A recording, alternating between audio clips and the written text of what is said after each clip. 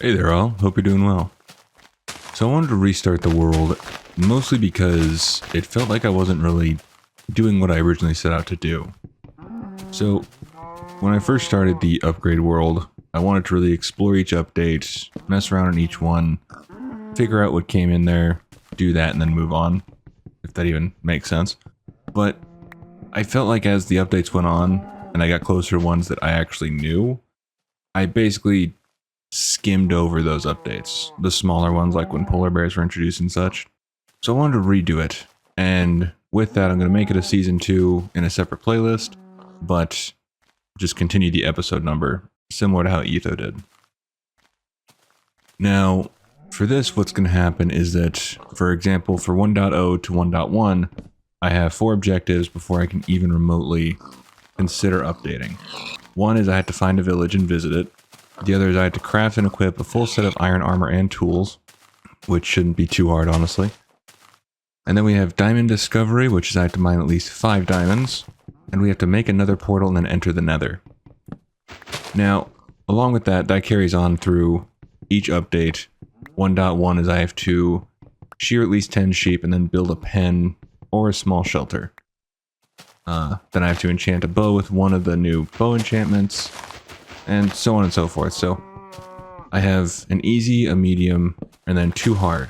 One is like a milestone sort of thing for the update itself. Like for 1.0 is getting, honestly, the 5 diamonds, I think.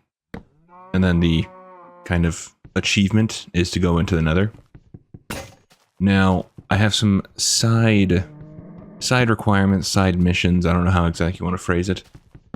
There's quite a few. So for example, I'm going to have a book and quill that I document each update that I'm in. Now, whether it's one book for each update, and I just kind of track what I'm doing throughout the time, or it's one book and quill, and I just do, 1.0, enter all the information on the next page, 1.1, so on and so forth. So I'm not exactly sure there. However, I'll mess around with it whenever that time comes in 1.3. Now, at the end of each update, before I can update, I need to write in the journal and actually note what I did, stuff like that. Doesn't need to be anything poetic or anything like that, but I do want to have some sort of chronicle of the series. On top of that, there's another hub project, a biome rule that I'm putting in, a companion rule, and a collection rule. Now, the nether hub is fairly straightforward, I think. However, I'm going to make it a little more strict on myself than I was before. If I make a portal in the nether, I have to connect it to the hub itself, and it has to be secure with walls and lighting and all that. So, for example, we're going to go on an adventure to find a village. If we don't find one close enough to where it's a, hop, a skip, and a jump away, and we have to build a portal, before we can move on to 1.1, we have to construct another tunnel to that area and make it safe for us if we opt to build in the nether. We can, of course, just not build in the nether, but I really want to do it. So that's the rule right now. And then whenever a new biome is implemented, like when 1.7 hits, Cherry Grove biome, the cave biomes, all that stuff later on, the idea is that either A, I have to build something in each biome, or I have to take stuff from those biomes and use them in a sizable build at the main base. So basically either do a satellite build or a satellite base or something good sized at the main base to kind of show off that update is my basic idea right now. Then we have the companion rule. So obviously you have dogs, cats, axolotls, parrots, striders. Whenever anything like that comes out, I'm going to tame them and then make an area for them, is my idea. And then the collection rule, which pretty much what I would do anyways, is just collect all the blocks I can in the new update. So it's pretty much the basic idea for that. But I'm hoping that this will make the world feel more lived in, and on top of that, just make it seem more interesting to go from one to the other. And it gives you a solid endpoint if you want to update. You've already completed the challenges, you've done what you wanted to do, and you can move on without, you know, kind of kicking yourself like I was doing. So, another couple things is that I do occasionally hop into peaceful mode because funny thing for me is that I enjoy the grindy bits, but I hate dealing with the monsters. Genuinely do. So, over my time playing Minecraft, typically in the beginning stages, I'll switch between peaceful and hard, because when I'm caving, I just want to enjoy the cave. And so I'll switch it to peaceful and hang out. Now the caveat with this is that later on when farms involve a mob, a hostile mob, if I have peaceful mode on and I despawn them on accident, I will not hop into creative to put them back in. So I have to pay for my mess up. And so I'll have to get the mob back in there one way or the other, the old-fashioned way. So just a heads up. And so that is the gist of it. And one more thing I almost forgot is I have to complete a build before moving on to the next update. So we're building a house in this episode, or at least starting one. I can't leave the house half built before we update to 1.1. Has to be complete. And on top of that, that goes for any build that we do. So Nether hub, storage area. If we're starting a build, it has to be complete before we can move on to the next update. So those are the basic rules. And of course, as time goes on, we can adjust a couple things to either make them a little harder or a little easier, depending on if RNG is not on our side. But we'll come to that when it gets there. So with all that said, let's hop into real time. Now, as I said in the opener, we have... Actually, first let's get a screenshot. That way I can know where my home base is right now, even though I have one of the pillar over there. So we need to find a village. And I think in this case, we're just gonna go north, is kind of my thinking. Can see directions, can't you? Not really. Okay, so we're just gonna go that way. I don't really know if that's north, but that works nicely. But we're not going to bring the precious of diamonds. So I don't need to have that blow up in my face. So right now there's only a couple more achievements to do before we can really go on to 1.1. Now, 2 that I marked down were going into the Nether and finding a village. However, I decided to add another one, which is more just a personal thing. I want to actually make a Minecraft house. Even though my main base is going to be underground, I do want to actually have a house. So that is definitely going to happen. And the nice thing is that there's really not a whole lot of blocks early on, so it's collecting everything is not really going to be an issue. And I did not bring a bed, so some poor sheep are going to need to get sheared. I'm going to be making a lot of shears. Oh, well that's frickin' convenient. How you doing, friend? Did you give me 4? Dude, you're the goat. Kudos. Okay, is there any? No. But I am very excited for this series. I am looking forward to all the different plans and stuff that I have in my head, but also that just the stuff that is going to be going on. I have different plans for builds that I do want to do. Certain bigger builds that I want to get done, and different ideas for, you know, future redstone games or something. Ooh, I don't have birch, so we need birch. But I think doing it this way is going to really make the world just feel more lived in than my previous one. I enjoyed what I was doing for that world. However, it just didn't... I felt the skipping that I did, basically, is the only way I can really phrase it right now. But I have many plans for this world. And I certainly hope that some people will want to come along for the ride. So we are going to definitely need... There we go. To sleep. Now, I don't really have like an episode plan, you know, like this will take 1 episode, this will take 2 or 3 or whatever. It's just really a however long it takes, not a set deal by any stretch of the imagination.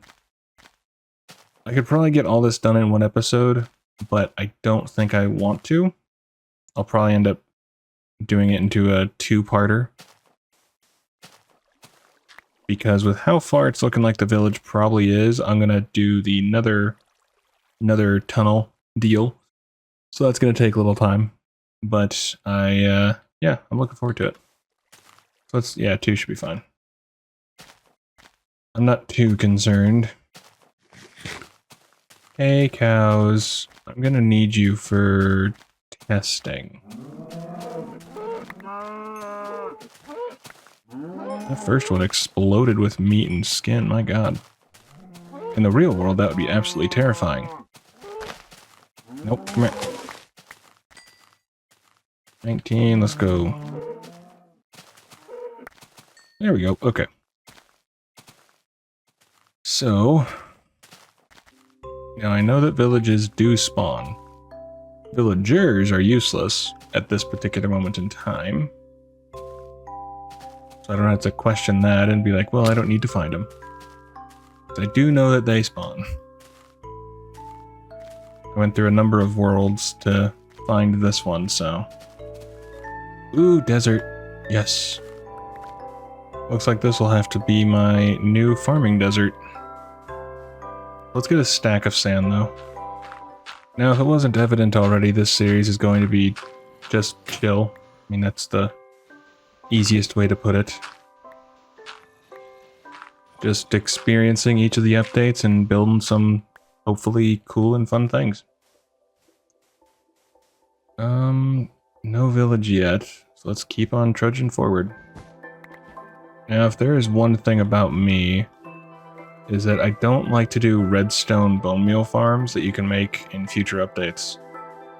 So what I tend to do is make a very large cactus farm or pumpkin and melon farm. And from there, I tend to just compost them. I had to think of the word. But I prefer to do that over redstone, just because I had an annoying experience in the past with doing redstone. For the bone meal, at least. But I might do it just because. Now, I'm really trying to avoid using boats, because boats suck in early updates. I don't think that's a hot take or anything. That's just... They're not good. Alright, well, it looks like we'll be building another tunnel for sure. Which I'm not upset about. It's gonna be interesting to see what the hell I can make out of it. Because we're already, what? Yeah, we're already 1,200 blocks away. Now, the reason that I'm not, like, going 500 in every direction to see is just the simple fact that I, well, would like to try to keep the file size small, but also, when it comes to newer biomes in the future, I would like to be able to find them a bit easier. So, I'll have one direction where I've explored quite a lot, and other directions where I haven't explored as much. But honestly, if I get desperate enough, I'll break that rule and go in the other directions just to see what I can find. And it's kind of looking like we might do that. Alright, let's go 2,000 blocks, and if we don't find anything in 2,000 blocks this direction, we'll try like 500 in the other directions.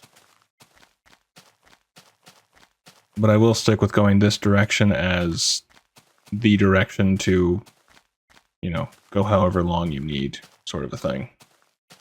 Hopefully that makes sense. One thing I do remember is that sometimes holding shift didn't always work, and I'd fall into the lava in the nether when I was making a path. I don't know if that was just me accidentally letting go real quick without realizing it or what, but it's gonna be fun. Okay, can I get... Oh, come on. I would like to just find one. All right, we still got 400 more blocks to go before we call it. There's nothing in this direction that I really desire. Okay, here we go. That I desire to come back to at the moment. And also throughout the journey, I can always add or kind of edit some tasks occasionally, or, you know, should I feel that we haven't done quite enough in an update, or there's that one thing that we should probably make. For example, a basic mob farm is one of them, for sure. Yeah, I didn't actually want to fall down there, but I'll take it.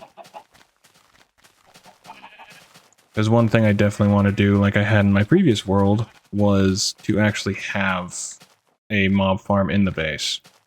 And that way it can just passively get me stuff. I think one of my favorite things when it comes to doing this sort of challenge style of video stuff is when you update, you have the chunk errors, chunk borders, whatever. And it's just so amusing to see that. So that's something that I really enjoy seeing when we go exploring. Ooh, this is a big hole. And before I call this a bust, I won't just stop at 2,000 exactly and hightail it back. They seem to spawn more in plains, so I want to at least explore this area a bit. Nope, it is not looking like, although it's a hell of an end, since it goes straight to the frickin' ocean. No random village building? No? Dang. Nerds. Oh well.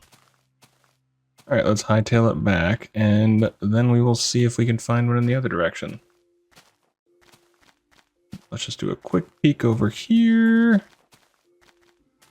Alright, so I'm going to keep looking for a village, and I will bring you back when I actually find one. First, let's grab the sugarcane. Alright, I will be back with hopefully new updates. Hopefully. So I went 2,000 blocks in the other direction, and nothing. Yeah, pretty sure I went that way and that way. Either way, yeah, I went that way for sure, and either that way or that way when I was showing you, and there was nothing. Some cool views and a couple screenshots I took, but nothing that makes me really want to head in that direction or make a portal or anything like that. So I think what we're going to end off with today is doing the house. Now I need to farm a little bit of things. Not a whole lot, honestly. I'm going to try and get the bones going to show you. But my idea here is that since this is all, I mean, a bit above ground, you know. So I want to have basically a basement entrance into this area. So we'll cover this with dirt.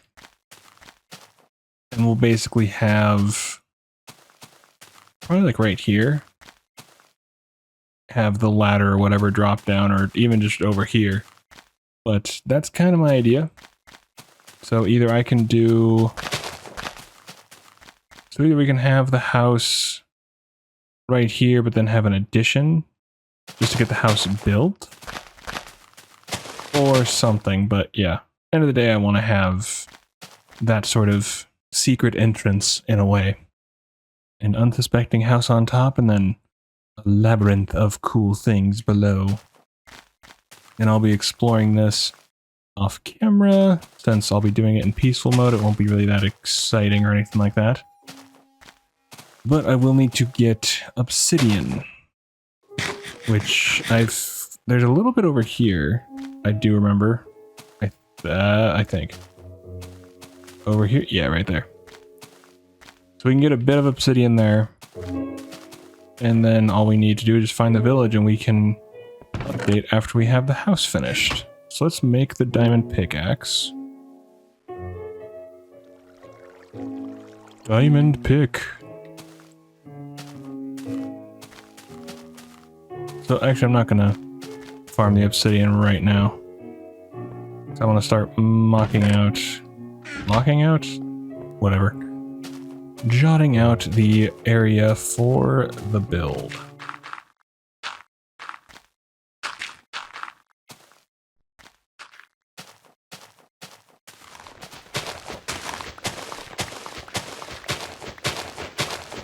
So I think we'll have the front of the house be this way.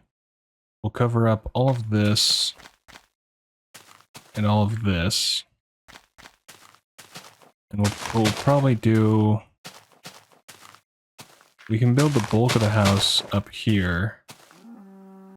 And then just have a ladder down below. So I think that'll work fine. Alright, so let's put out some rough wire work, shall we?